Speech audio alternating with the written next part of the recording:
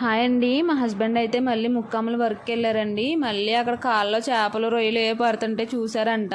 మా ఆయన చూడడమే పాపం తీసుకొచ్చేస్తాడు. నాకైతే చేయడానికైతే చాలా పాటలు పడుతున్నానండి వీటితో. మొన్న అయితే గోదావరి రొయ్యలు గోదావరి చేపలు అంటే తీసుకొచ్చారు. మళ్ళీ ఇప్పుడు కాళ్ళలో దొరికినాయి అన్నారు. ఏమనంటే వీడియోస్ కోసం అంటున్నారండి.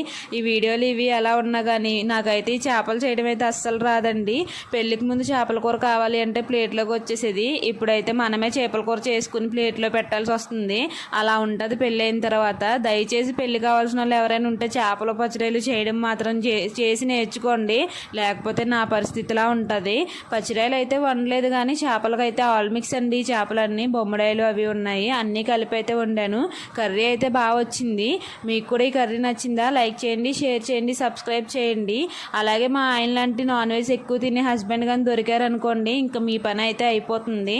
అందుకనే చెప్తున్నాను, దయచేసి చేపలు అయితే